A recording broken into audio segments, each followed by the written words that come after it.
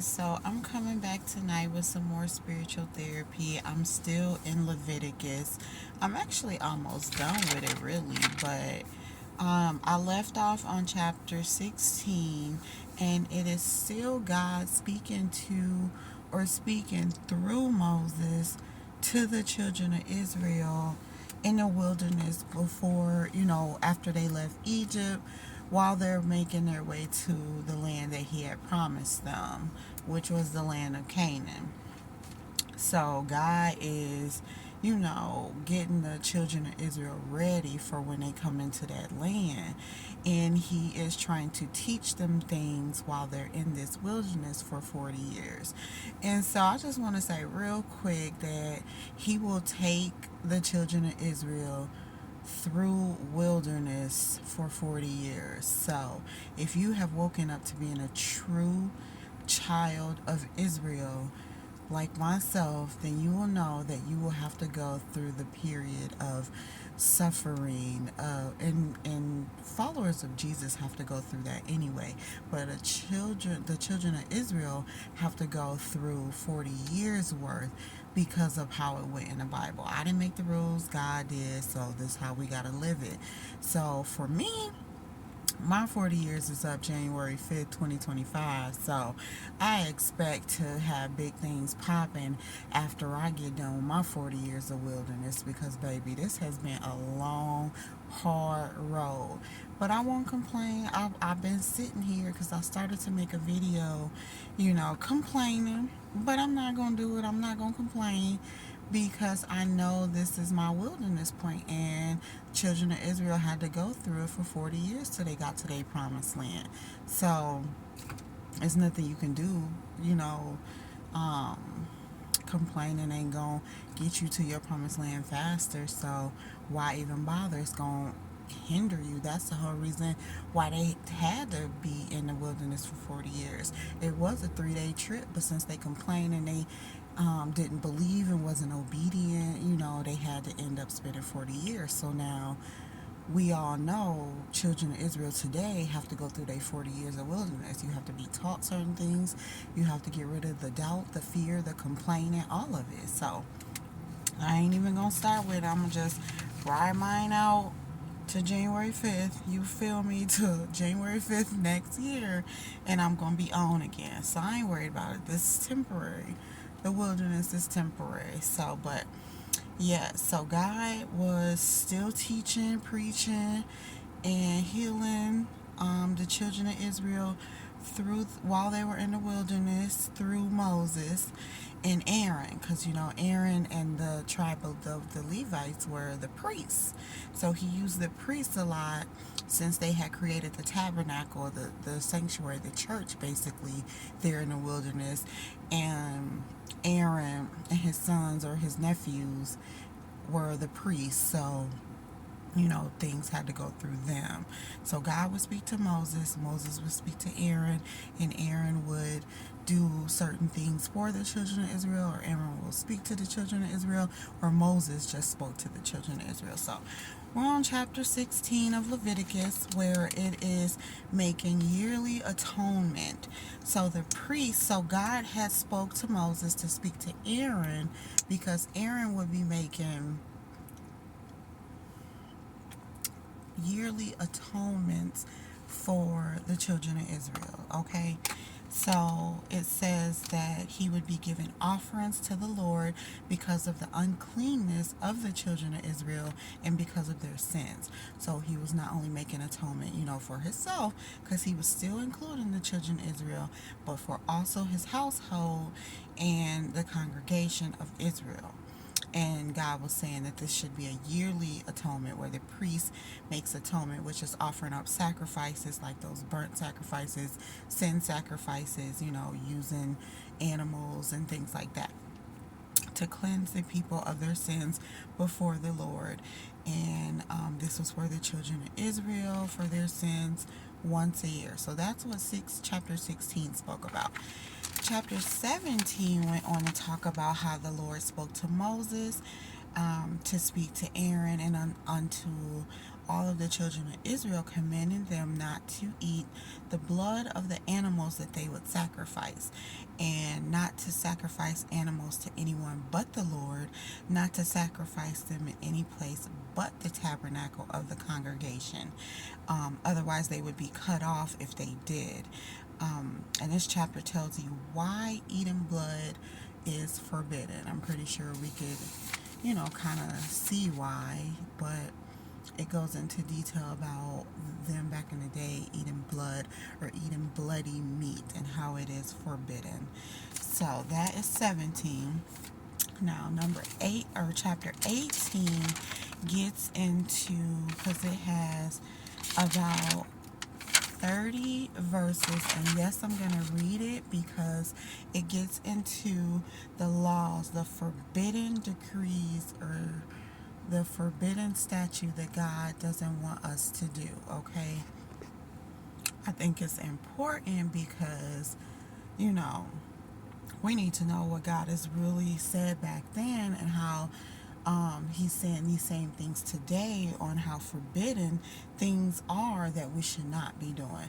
Some of it is a given. Yes, we know not to be doing these things, but some of these laws and things, these ordinances that he says, people are doing without hesitation, like it's nothing, and it's really forbidden by God. So, even myself included. So, we need to be knowing what God has said to the children of Israel then, to know what he's saying to us now, not just the children of Israel, but everyone who comes after them, which is the rest of the nations, the rest of the populations. Everyone needs to know what's forbidden. So, Leviticus chapter 18 says, the Lord spoke to Moses. Well, these are my notes. I'm not reading it really word for word until I get into the actual laws. So he spoke to Moses to speak to the children of Israel, and he tells them first not to do the things that the Egyptians were doing in Egypt. So basically, he was like, I brought you, out of Egypt, and those people were doing certain things. That's kind of why I brought you up out of there, and I don't want you to take on the things that they were doing. And so he's also saying, don't do the things that the people are doing in the land that he's about to bring you to, which is the land of Canaan. So he's saying the people down there have been doing certain things, forbidding things, just like the Egyptians, and you're not to take on what these other people are doing wherever you go, whether it be Egypt, whether it be the promised land, the land of Canaan. You're not to take on what you see these other people are doing. So he's saying, don't follow their ordinances or their practices. We should be doing God's judgments and keeping his ordinances, for he is the Lord our God. So that's how he started out chapter 18. And so verse 6 gets into, and I read the the New International Version, and just because it explains it just a little bit better, because the King James Version just talked about how it was forbidden degrees, but the New International Version said it was unlawful sexual relations, that the rest of the chapter is going to talk about from verse 6 to 30. So I kind of use both to kind of sum up what God is really saying. So 6 says, so basically the first part of this talks about incest and how God says, who not to have sex with. And so it says in verse 6, do not approach close relatives for sex. 7 says, do not dishonor your father by having sex with your mother. She is your mother. Do not have sex with her. 8 says, do not dishonor your father by having sex with his wife if he remarries. Number 9 says, do not have sex with your sister, either your father's daughter or your mother's daughter, no matter if she's born in the same home or somewhere else. So this is incest we know of today, but back in the time, God had to make this specific because, the children of Israel and the nations, Egyptians and the Canaanites or whatever they were called, were just doing any old thing because they didn't have the Bible. They didn't have anything to go off of. They were just out there savage, so God is establishing rules and regulations and laws of how his people need to be. So verse 10 says, do not have sex with your son's daughters or your daughter's daughters, that would dishonor yourself. 11 says, do not have sex with the daughter of your father's wife, born to your father. She's your sister. 12 says, do not have sex with your father's sister. She is your father's close relative. And it goes on to say, do not have sex with your mother's sister. She's your mother's close relative. So your aunts. And I'm sure the same is for if it was a male. So if it says don't have sex with your sister, it obviously means don't have sex with your brother either. If it says don't have sex with your aunt, it means don't have sex with your uncle either. So, you know that. And so it says, do not honor your father's brother by approaching his wife for sex. She's your aunt. Do not have sex with your daughter in law. She's your son's wife. Do not have sex with your brother's wife. That would dishonor your brother. Do not have sex with both a woman and her daughter. Do not have sex with either her son's daughter or her daughter's daughter. They are close relatives and it's wickedness. Do not take your wife's sister as a rival wife and have sex with her while your wife is living. Do not approach a woman to have sex during her period. She's unclean during this time, which is her time of bleeding. So, sex on a woman's monthly period is unclean and forbidden. Do not have sex with your neighbor's wife to defile yourself with her.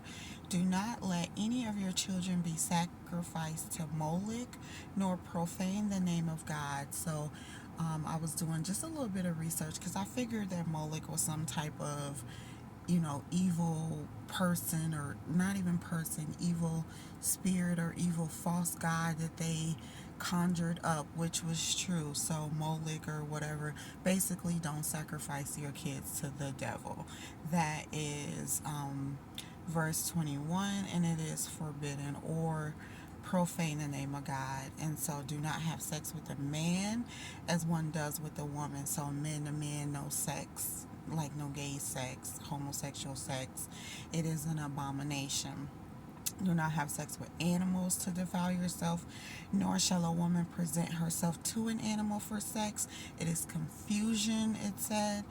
And verses 24 through 30 says, pretty much, do not defile yourselves in any of these ways, because this is how the nations that God is going to drive out before us became defiled.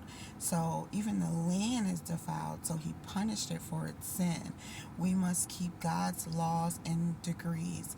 If we defile the land, we'll end up just like the people before, who he's driven out and cut off from himself, from their people. So he has to separate us, which is his good, godly people, from the other nations like the Egyptians or the people in the land of Canaan. So when we get to that promised land, he's removing those people that are doing all this forbidden things, unlawful things, ungodly things. He's cutting them off, driving them out the land, removing it, and giving it to us. So we're supposed to be clean and godly, and be, his people, and take over the land and do it righteously, do it the right way. So as long as we stay righteous, we're good in his eyes, and we get the land. It's not going to be defiled or full of, the wickedness or unclean. So that's what God is saying in these verses.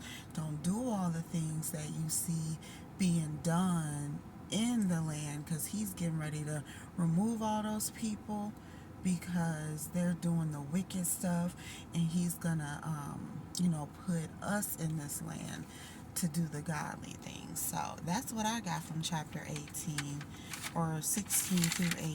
He's still teaching them while they're in the wilderness. So this is very important for us today to know, especially regarding the sex stuff, because it's a lot of sex out here being done, and people brag on sex and how they hit this and hit that, but most of that sex is if not all of it is ungodly. If you unmarried, all of it's ungodly if you're not having sex with your spouse.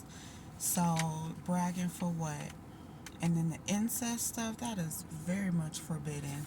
So, I would knock it off if I was y'all. But that's all I have for that.